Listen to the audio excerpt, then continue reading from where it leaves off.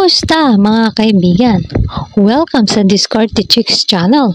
Sa video natin ngayon, pag-uusapan natin ang 7 uri ng babae na dapat mong iwasan sa buhay mo.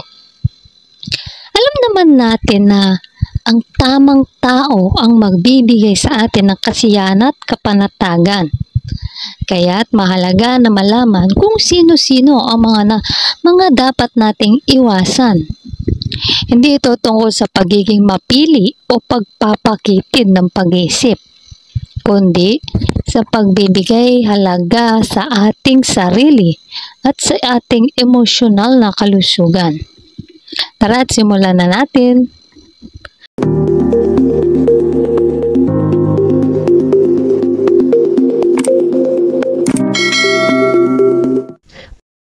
Dapat iwasan, number 1. Ang gold digger.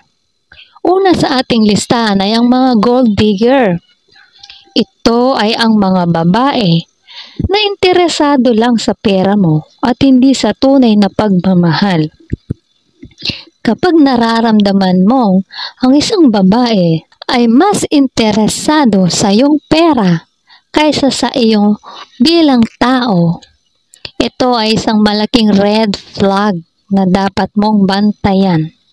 Hindi lamang ito nakakapinsala sa iyong financial stability, kundi maaari rin itong magdulot ng emotional trauma dahil sa paggamit at pang-aabuso.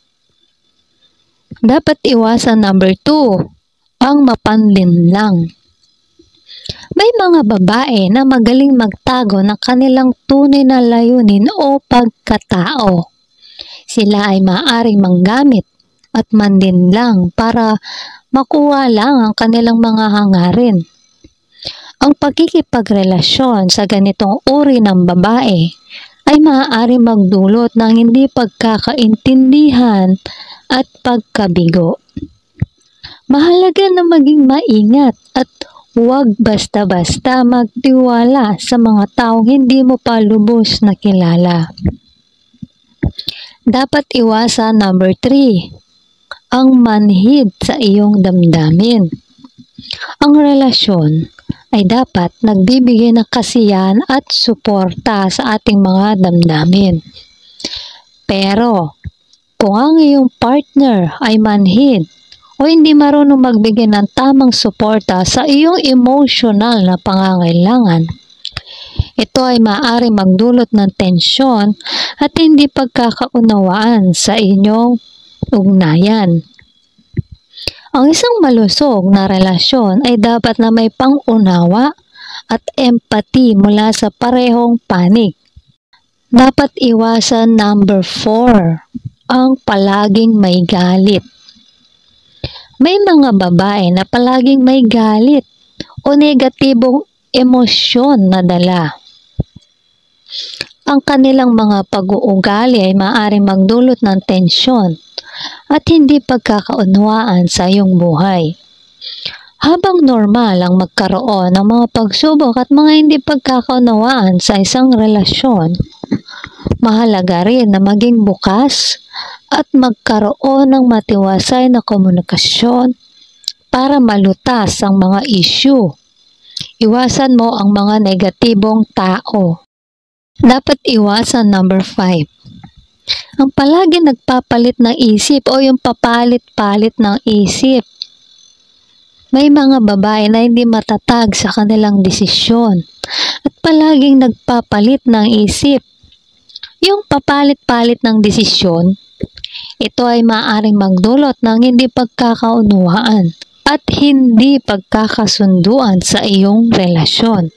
Sa pagtutok sa isang relasyon, mahalaga na may tiwala at seguridad sa mga desisyon na ginagawa. Hindi ito yung pabago-bago ng desisyon at basta ka na lang iiwan sa ere. Dapat iwasan, number 6, ang walang ganang makipag-usap sa iyo. Ang komunikasyon ay isang mahalagang bahagi ng maayos na relasyon.